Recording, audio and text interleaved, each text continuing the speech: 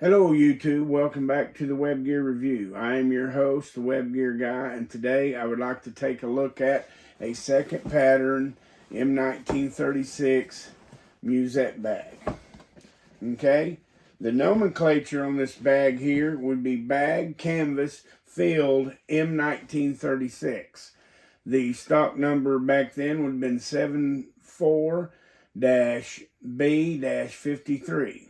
Now, this M-1936 field bag here was also known as the Musette bag. The Musette bag was a French term that meant haversack, and it was brought over from the doughboys during World War I. They admired the French Musette bag of that time era, and that's how it got its name, because it kind of looked like that. Now, this second pattern Musette bag was a small improvement over the first pattern. And I'll do a little quickie of a comparison side-by-side video here pretty fast, okay? But anyway, this bag was not very heavy. It weighed about 1 and 14 ounces, 1 pound, 14 ounces. The Musette bag had a small 5x5 pocket on the side of it right here.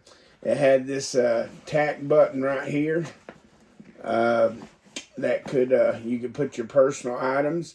The way I understand it, the strap was carried in there a lot of times when it wasn't used up here.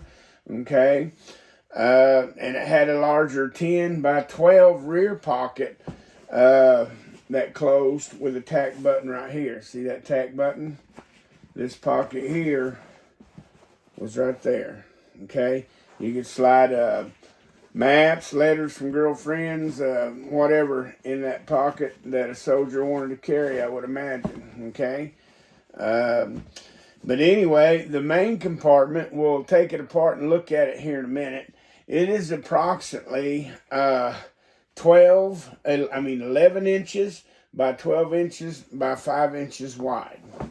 And notice that the bag is kind of like I like to say a teardrop shape. See that? That's kind of shaped like that. You can really put a lot in. And that shape is real predominant when you look at the paratroopers carrying their sacks. You can kind of really spot these Musette bags really nice, okay?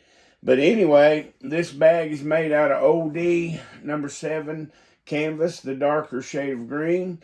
As you know, these straps here went up over the shoulders like this, and then would hook into the M-1936 or the M-1943 suspenders, and then the suspenders would come around and grab these.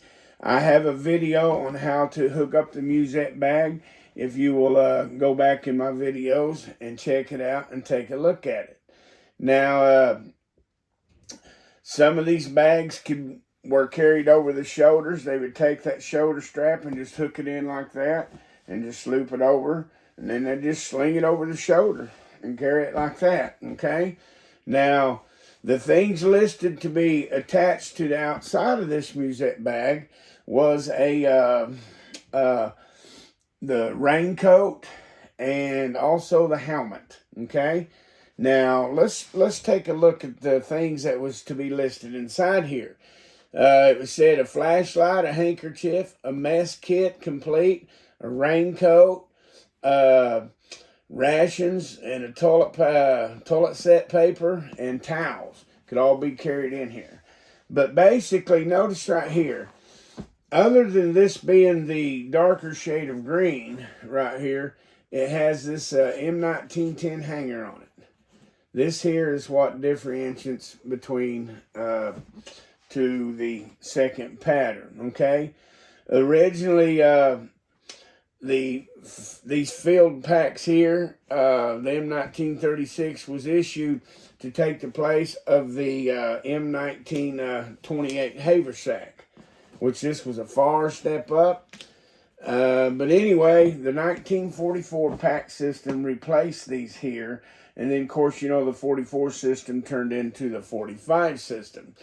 But the way I understand it is is that most people believe and feel that these bags were, they started adding this in 1944. They began to issue these in 45, and therefore World War II was over in 45. So there's a lot of people believe these should be called post-war. I like to call them late war or post-war, mainly because they were made in 44 and 45, and there is a chance that some of these made it.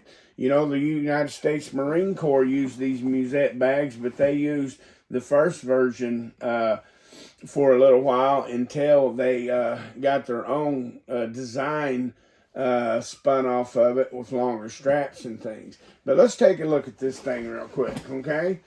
This one here is says it's made by Hyde Park Awning Company in 1945. So I don't know, hopefully you can see that. Okay, but virtually this bag is pretty much like the other one. But if you look inside of this thing, you'll see it's got a pretty big opening in there that you can see in there, okay? It had this divider right here. See, it had one here and one here. And they could slide rations and different things down in here. It still has this same loop that's been retained ever since the 21 or Musette bag or 24, I can't remember at the moment. It still has that. And on my last video of the 36 bag, we speculated what there's for. There's been a lot of controversy through the years.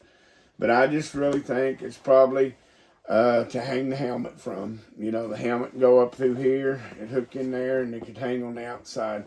But anyway, there it is. That is a second pattern M-1936 Musette bag. If you like this kind of content, please hit the subscribe button. Thank you very much for watching the Web Gear Review.